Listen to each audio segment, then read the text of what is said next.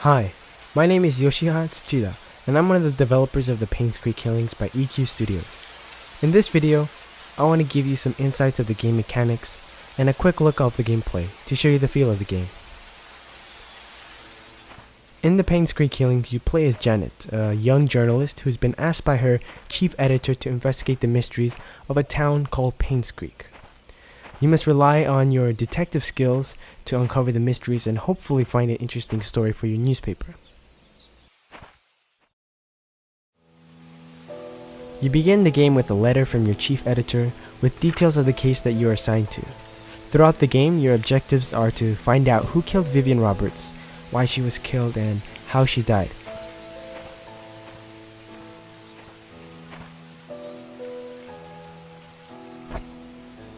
The camera is one of the mechanics that you'll be able to use for your investigation.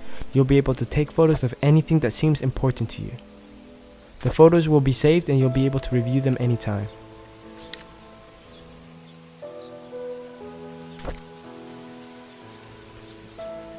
This is the sheriff outpost, and this is one of the many buildings that you'll be able to explore and look for more clues.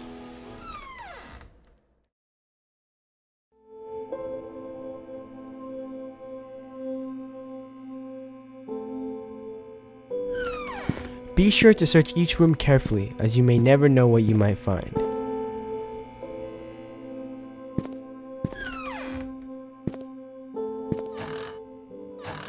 This room seems a bit dark. Let's find a light switch to get a better view of the area.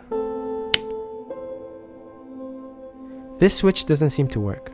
Let's look elsewhere.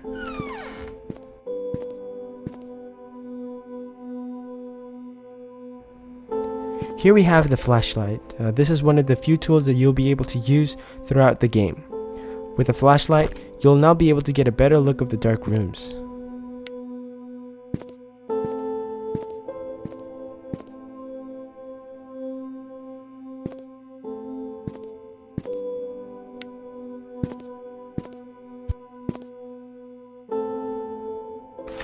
Here we have a map that you'll be able to pick up and use. With the map, you'll be able to get a basic understanding of the town and some of its key locations that you are able to explore. As the game progresses, you will be able to collect more and more maps of different areas and view them later.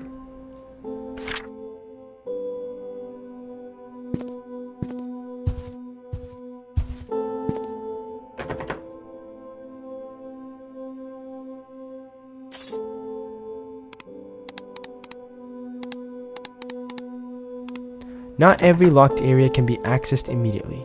You may have to retrace your steps later in the game once you have found the key. This drawer is locked. You'll need to find a specific key to open this drawer.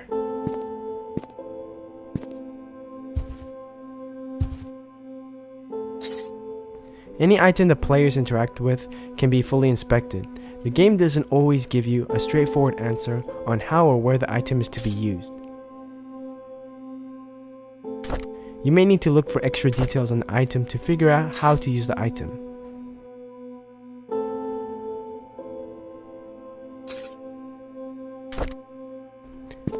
Now to use this key, you select the keyhole of the drawer.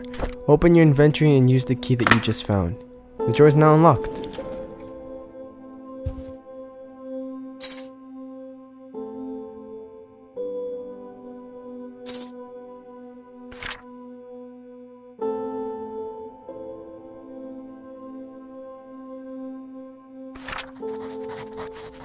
Important documents that you read will be recorded in your journal, and you'll be able to review them later.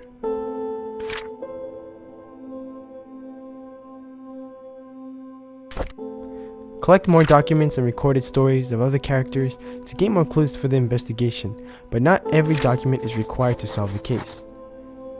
You might only find 60% of the information in the game, and you can still solve the case. It's up to you where you want to begin your search. The world is for yours to explore. I also want to give you an understanding of the direction that we had when designing the game. The game doesn't hold your hand, and sometimes you'll need to think outside the box in order to find more clues or stories in the game. Currently we are at the Roberts estate, home of the late Vivian Roberts. While exploring, you'll come across an exercise room with a couple of lockers. In one of the lockers, you'll find a key. But the only hint that you'll be given for the key is that it was found inside a locker. This isn't much info, and the key's design doesn't help you either. However, if you look at the name tag of the locker that you found the key in, you'll notice that the key belongs to someone named Bernard. I'll take a picture of the name tag. To avoid spoilers, we'll fast forward a bit. After a bit more exploring, you'll find an employee list. This list details some of the people who worked on the Roberts estate, their jobs, and some of the extra details that may or may not be important. One of the people listed is a man named Bernard Hopkins. Looking closer at this page, you can find out personal info like age, the date he was hired, and the address for his home in Painscreek. Let's go the extra step and try to find his home. To find specific areas, you can use the map that you found earlier, or look at street signs. After combing the area for a bit, you finally find Bernard's home. Seems like the door's locked. Let's try using the key that we found earlier. And it works.